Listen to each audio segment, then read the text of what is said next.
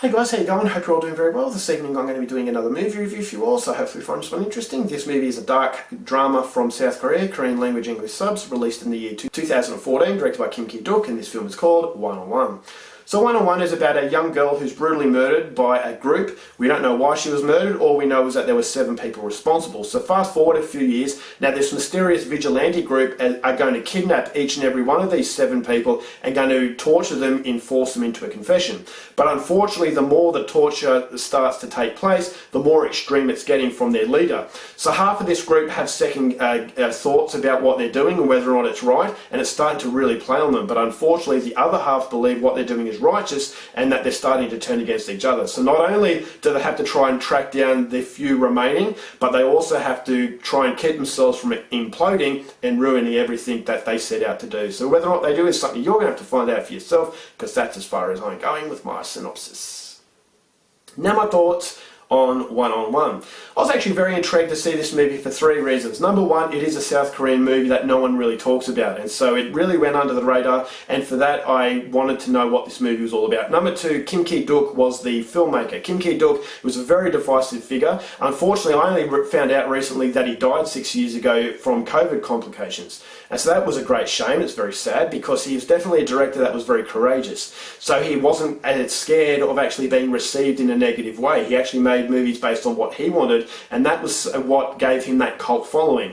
So he's definitely a much more of the Japanese sort of director, where it's a lot more extreme, a lot more cruel. There are extreme movies from Korea, but the Kim Ki-duk movies, because they were much more lower budget, it just felt a lot grittier. And so it's a very unique filmmaker, and that was the second reason I wanted to see. And the third reason I wanted to see is that Don Lee plays the main character.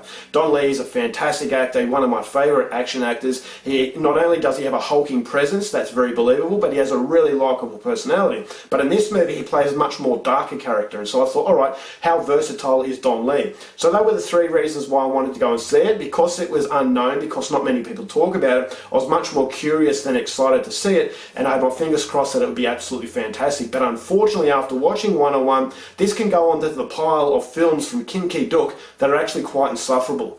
Now, this is what I like Kim Ki-duk, is that he does take risks in each and every one of his films. They're very different from each other, but he splits himself right down the middle. Half of them are very good, half of them are actually really bad, and there's no rule in between. So this is a movie that I thought had the grounds to be really good, but unfortunately there's a lot of connections to his really bad films that I'll go into a little bit later. But what I liked about this movie and prevented it from being a complete waste of time was the fact that it is very thought-provoking. This is a movie that has been done before, but I thought because it's Kim Ki-duk, he does it in a different sort of way, and that thought-provoking quality is about violence. It's about the devastation of violence and how devastating it can be on the human psyche. So this is a movie about do 2 wrongs make a right. Just because someone inflicted horrible violence upon someone else doesn't give you the right to inflict horrible violence upon them, and will actually make you feel better. And so it can be devastating. You can go down a really dark spiral, and that's what half of this group do.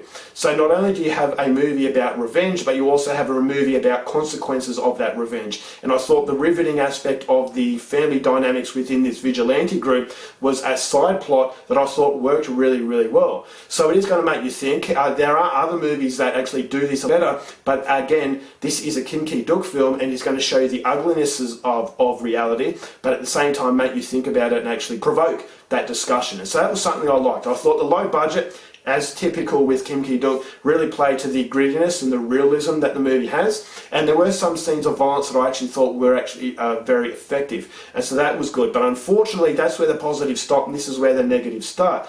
This movie, the script needed to be a lot better. The movie is way too long for its own good, and I thought as though it was a very lazy film at the same time. So the insufferable qualities come through the fact that it feels like it goes for 4 hours, not 2 hours, because the writing I thought was lazy, because it just goes from one point to another point, and I felt as though there was a lot in the middle that was cut out. So you go one torture scene, then another torture scene, then another torture scene, but you never really gravitate to it because you never feel as though you're connected to anyone on the screen. And so that was the biggest problem that I had, and that was something that I expected a lot more from Kim Ki-duk. A lot of his movies that work, he just has a little bit more patience in actually throwing some likeable characteristics within a person that can actually give you a lot more impact once bad things start to happen. But in this movie, I just felt as though he was going through the motions and he was more focused on that theme of violence, but unfortunately that theme doesn't work as well as it really should have, because the important elements to make a good movie were actually sorely lacking. So it was a first-time director, I could forgive it, but Kim Ki-duk, being the director that he was, I just thought to myself, I expected so much better. So some of the dialogue was actually quite cringeworthy. I thought some of the violence was, some of it was effective, but unfortunately you start to desensitize yourself to it. And I thought there were a lot of very repetitive scenes, and I just started looking at my watch well before the end of this movie. So the end of the film I thought was actually ridiculous. I really didn't like it, and the whole movie just felt like it was meandering along. It wasn't quite as extreme as I thought it could have been,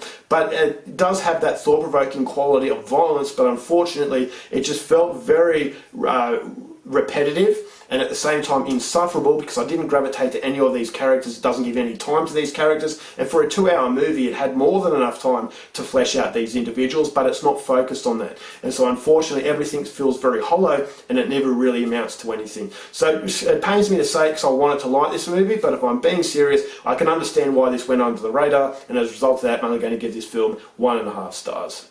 Alright guys, that's it for my review. Hope you enjoyed it. Till next time, keep watching movies, and I'll see you later.